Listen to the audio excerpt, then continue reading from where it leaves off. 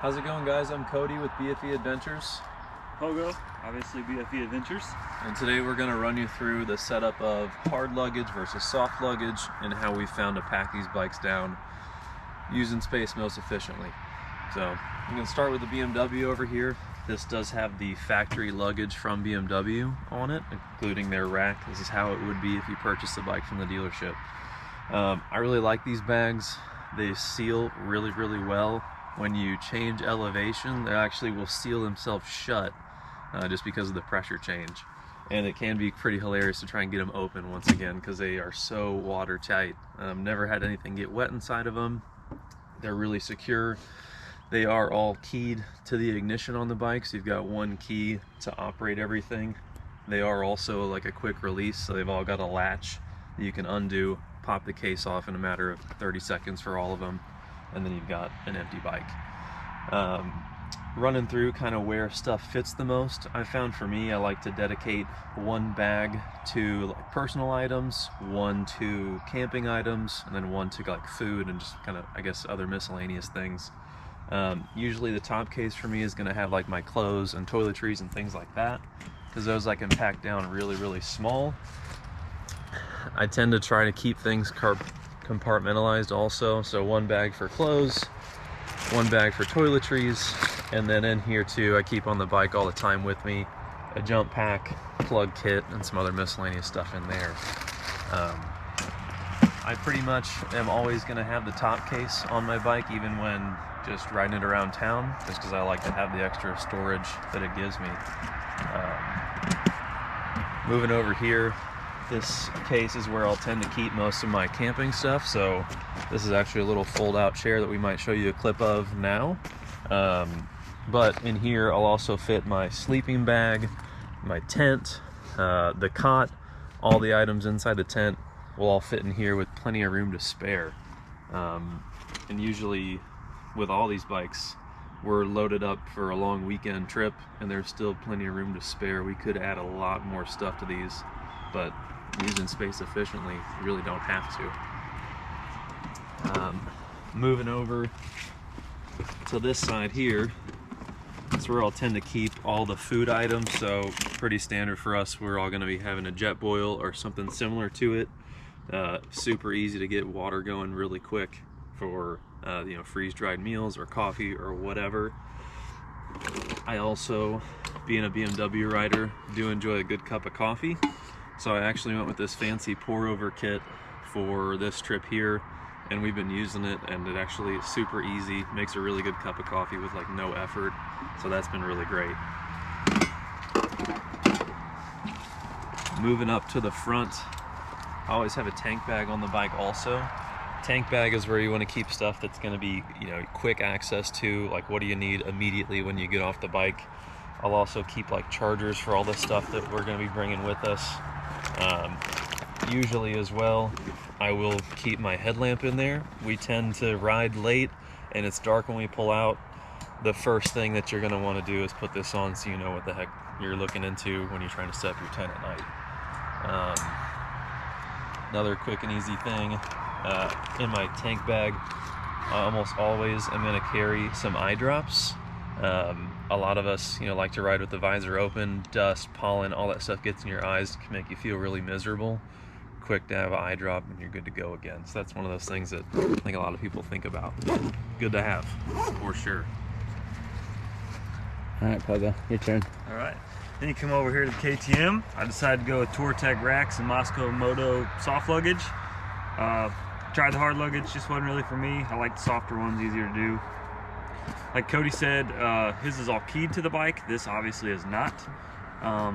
Anybody can walk up, grab your buckles, undo them, get into your bike. But same thing over here. These are quick, easy to get off the bike. They have a latch system here. Flip up the lever, twist it, boom. The whole thing comes off the bike. Quick release pucks, very sturdy, very strong. Like it a lot. And then put them back on, just slide them down, lock it. There is keys for those, so somebody can't just pull your whole bag off the bike. Pretty simple. I had a soft top box. It's switched out for this kind of Pelican case only because I have camera equipment in here this weekend. You can see in here, camera stuff, GoPro, gimbal. There's some more other camera equipment underneath it, different lenses, stuff like that. But that's watertight foam. I could have put this stuff in these bags, but I like this because it's sturdy. They don't bounce around in there. They don't rattle. You come to this side. This is generally same as Cody. I try to do one thing. I try to have one thing on one side of the bike. So this is generally my camping gear side. My tent, my cot, or my air mattress, stuff like that stays over here. Jet boil, like he said, goes in this back compartment here. Fits in this nice little sleeve. My water container I normally just put on the outside of the bag, strapped in. And then, like every KTM rider should have, accessible toolkit to work on your bike. We'll just leave this out.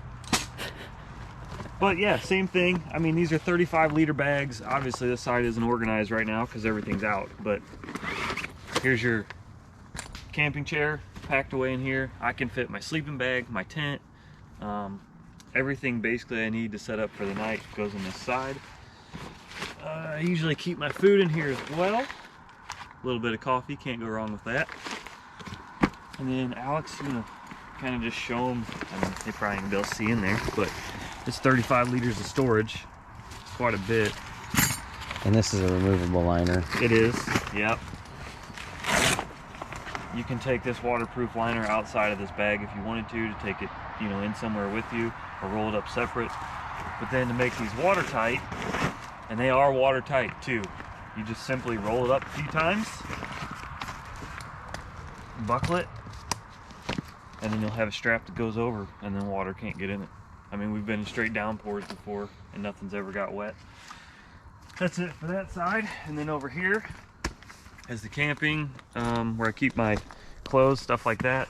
This pack here, I always keep my rain gear and my heated liner for my jacket accessible on the outside. Starts raining, we just pull over real quick, get in, get out. Yeah, pretty simple. I mean, on this side over here, that's probably unorganized too because I just took a shower, but got your toiletry stuff, more GoPro things, a bunch of clothes in there for the week. Pretty simple. There's not a shortage of storage on this bike at all by any means. Like Cody said, he likes keeping his top box on whenever he's just cruising around town, not on a trip. I myself don't particularly have a top box on because I have a pretty good sized tank bag, which I'll take you through that as well. This is a giant loop tank bag. Got the clear pouch up top here, so if you want to get your map out and be able to see where you're going just by looking at a map right here. And I have this thing stacked right now with riding socks for the day, like Cody. Headlamp, you get where you're going, you can see what you're doing at night. Got a hat in here, never know what you can do. Spare set of gloves, straps, chain tool, snacks, wallet, everything fits right inside. That's pretty much it for the KTM. Is the thing on? Alright, I'm Pogo with BFE ADVENTURE. Just give you a little tour of the tent setup we take on the bikes when we go on trips. This is a, what is it, Magellan? Is it? Magellan tent. It's a one-person tent, fairly small. Obviously I'm a little guy. Works easy for me, easy to set up. Typical tent. Got your little rain cover here, your rain fly. Easy to zip open. Got enough room on the inside. You can keep your boots, helmet, whatever on the inside. They won't get wet with the dew. Regular, simple, 2-pole, easiest setup. I mean, 5 minutes. Inside, obviously, like a tent. It's not huge, one person. It's big enough for me. Like I said, I'm about 5'6". I think a taller guy would have some problem here, but plenty of room. Throw your gear. Got my pants, my jacket, my helmet's up there. Got a little storage compartment up there. You can put your phone, stuff like that. Got a one-person sleeping bag here. I don't even know what brand this sucker is. I think it's a legit camping one. Let's see if I can figure that out. Actually, Outdoorsman, but single person. I think it's a 30-degree sleeping bag. Does pretty well. I mean, what did it get last night? 40 degrees, something like that. Wasn't cold at all. Legit camping air mattress. Super simple, breaks down real small. Carry on whatever you want. Little plugs here to air up, pull, deflate. No, that's pretty much it. Same thing with this part, and then just rolled up, put it away. But all pretty simple. Pretty small tent, easy to do, 5-10 minute job. Go ahead and take a look at Cody's tent, and you'll get an idea of that one. How's it going, guys? I'm Cody with BFE Adventures. I'm gonna take you through my setup that we carry with us on the bikes whenever we're traveling off-road. You kind of try and keep it nice and light and simple. This is a Alps Mountaineering 2-person tent. I think it's called the Lynx. They have 1-person and 2-person. Pretty standard 2-pole design with a rain fly on it. I personally upgraded from the 1-person to 2-person because I was getting really crammed in the 1-person with me and all my stuff that I want to take in there with me, but 2-person does have a lot more room inside of it for all your stuff. As you can see, I did things a little differently. Instead of going with the traditional blow-up mattress, I decided to switch to a cot this time, and it has been a fantastic switch over. So much more comfortable. You know, even with those thin mattresses, you still can push through and kind of feel the ground if you lay on your side or whatnot. But with this, it's just like you're cocooned on your own little bed. I do have an inflatable pillow up there as well that is really good. Gives you good neck support, all that kind of stuff. Super cheap, easy, blow up, and you can adjust it with a tab on the back. Just let out a little bit of air as you need to. This tent does have vestibules on either side, so you can keep some gear under there and keep the dew off of it overnight, or rain if it's going to be raining. It's a symmetrical tent, so you've got a big size one on either side as well as doors on both sides. So in theory, you'll both have your own door to get in and out of the tent. Size comparison on the cot. I mean, I'm 5'6". Look how big the cot is compared to me. I mean, it goes end to end on the tent. Yeah, I mean, I'm 6 foot and I have no trouble. There's plenty of room for me to sleep there comfortably. Slept really, probably the best sleeping I've had on any trip yet because of that cot. So overall, well worth the extra money to get it. Absolutely.